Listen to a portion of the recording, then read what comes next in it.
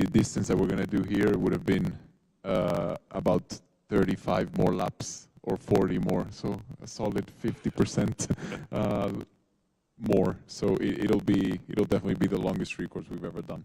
Yeah, well, and you all know the math to the street course here. It was originally 125 laps because we wanted to fit in the TV window. And somebody said, "What's the significance?" Am I on again or off? "What's the significance of 125 laps?" And I went, "Duh. Let's do 1.7 miles divided into 250. I think 147 laps. So it's just 22 more laps more. That's all. Maybe another pit stop, right?"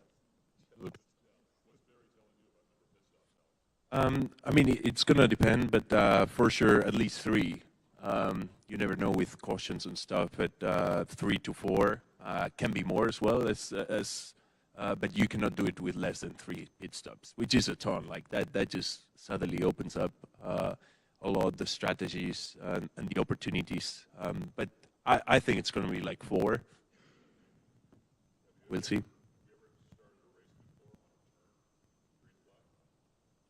Nope. There's the first time.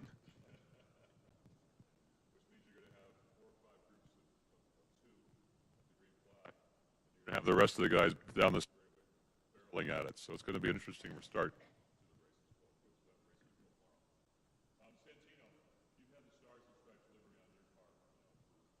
And then last year as well, too, and we'll see it again this weekend.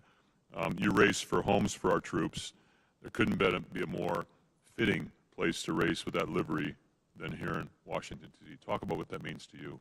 Yeah, it's obviously an honor to be representing the Stars and Stripes and Homes for Our Troops.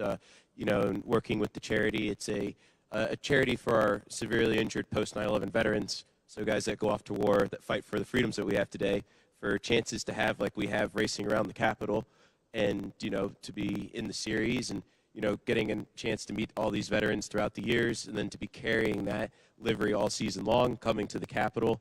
You know, it's nice. I feel like we kicked off the Stars and Stripes liveries for this season coming here, which would be really neat. And then obviously we get to work with the White House Historical Association this weekend, and just all around, it's been an amazing opportunity, and I can't thank everybody involved enough. It's not something that you would have thought you'd be racing as a kid. I mean, I remember coming here on my 8th grade school field trip, and I've obviously been around these streets, and I know Graham's laughing because it probably acted like it was 5 years ago, but no, it was no, it's awesome. It's spectacular. It's a special opportunity. Can't thank Bud here and Penske Entertainment, and you know, all of the people involved on both, like Graham said, on both sides. You know, it takes everybody to make this happen. Yeah, I really want to point a couple things out for you all from the media. Be sure to get a chance to go to the National Mall, behind our suites on 3rd Street, behind our suites on 7th Street. I took Eric Shanks over there a little bit ago. He said, the track is great, the track is beautiful, but wait until you see what we've done to the National Mall.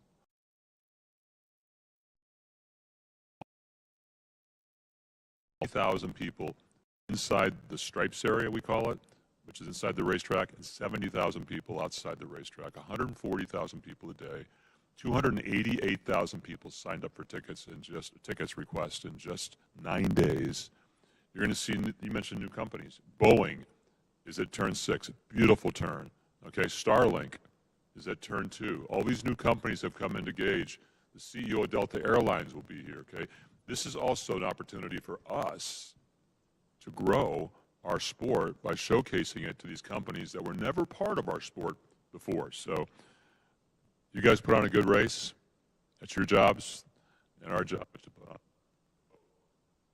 a good race. Metro is the only way to get to this track, by the way. Okay, you can't park anywhere.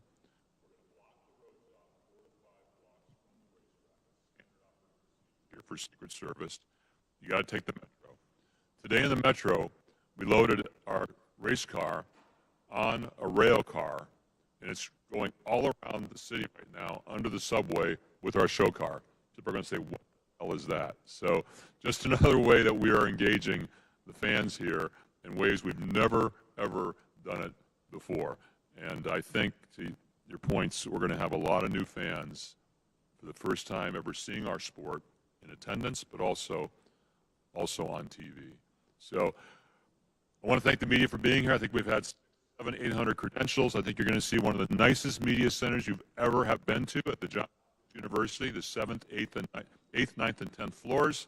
Great partners. How about this? Race control is going to be in the FTC hearing room where antitrust is reviewed. That's control.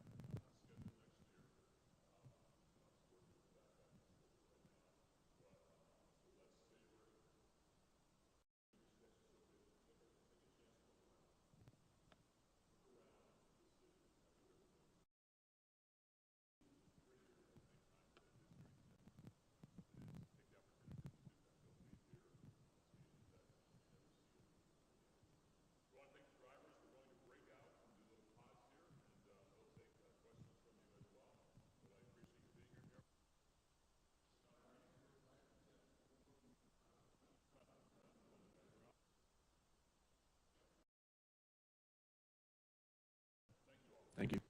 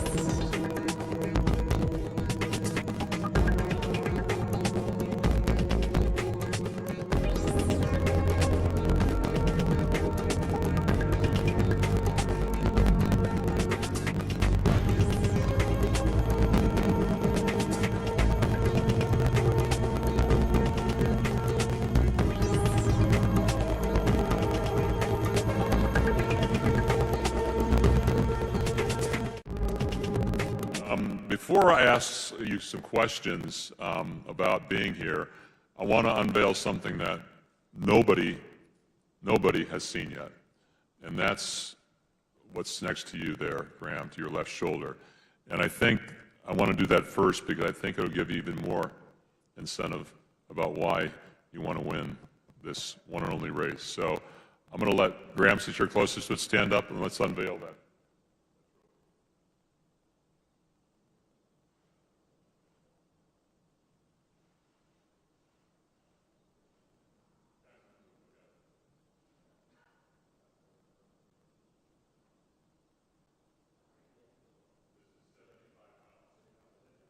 Put this event on, but we're so grateful that we could be here to kick off our event, our media event. We got 4 drivers here, and I'll introduce those 4 drivers, beginning with Santino Ferrucci, driver of the number 14 Homes for Our Troops Chevrolet for AJ Foyt Racing. Pato Award, driver of the number 5 Arrow McLaren Chevrolet from Monterrey, Mexico. And Alex Palou, driver of the number 10 AI Chip Ganassi Racing Honda, of course, originally from Barcelona, Spain. And Graham Rahal, driver of the number 15 Gaylor Honda for Rahal Letterman Racing. Let's welcome them here today. Guys, go ahead and have a seat. Before I ask you some questions about being here, I want to unveil something that nobody has seen yet. And that's what's next to you there, Graham, to your left shoulder. And I think I want to do that first because I think it'll give you even more incentive about why you want to win this one and only race. So I'm going to let Graham, since you're closest to it, stand up and let's unveil that.